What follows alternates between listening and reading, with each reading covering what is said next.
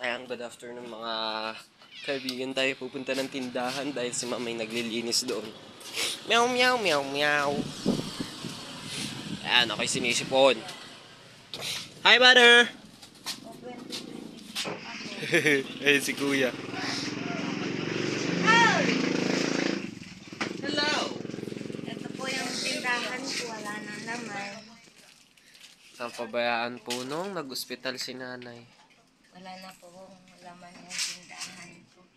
Nagamit po kasi sa nung nagpa-hospital po si Lola Nanay. Ito na lang po yung natira. Ay kaysa po ma-expired siya din eh. Naano na lang na po namin. Iko-consume na lang po namin.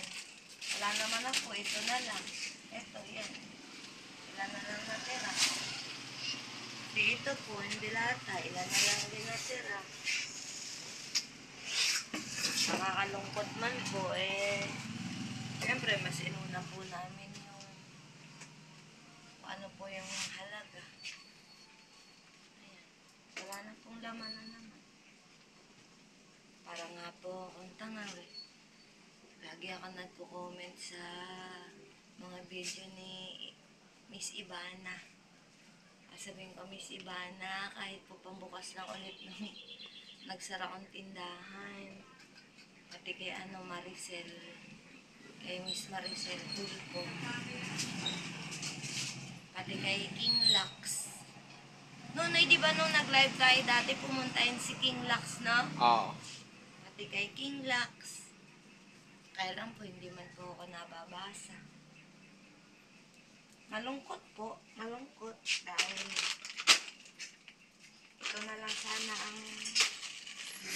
kabuhayan namin. Wala, ganun po talaga. May mga bagay-bagay na mas kailangang unahin. Kaya, alam po. Hindi ko naman po ito kayang lamnan na ako lang mag-isa. Dahil yung kinikita po ng kapatid ko kung hindi sapat, kulang pa. Ang dahil pa pong mga maintenance na gamot, lalo kay Lola Nanay. Diaper lang po ni Lola Nanay every 4 days. 175 ba? 175. Ang sinasahod lang po ng kapatid ko every day is 450. Sige nga po, paano ako makakapag-ipon? Paano ko pagkakasyahin? Ang budget po namin sa ulam araw-araw, 200. Maghapon po yun. Paano ko po malalamnan ulit ng ako lang? Kulang po talaga, kulang. Kainan ko lang po kasi maalikabok. Tsaka inalis ko na nga po itong mga to. Mga expired lang po kasi rin mga ano na rin. Mga expired lang, sayang naman. Iko-consume na lang po namin. Lumabas-labas pa rin eh. Sige na po. Maraming salamat po. Sorry po, Nak Master Jack, Nak Ma'am Roxanne, sorry po. Hindi ko po na pag-ingatan yung binigay niyong hanap buhay. Nak Ma'am Swanee, Nak Lester, Father Dan, sorry po. Wala, ganun po talaga.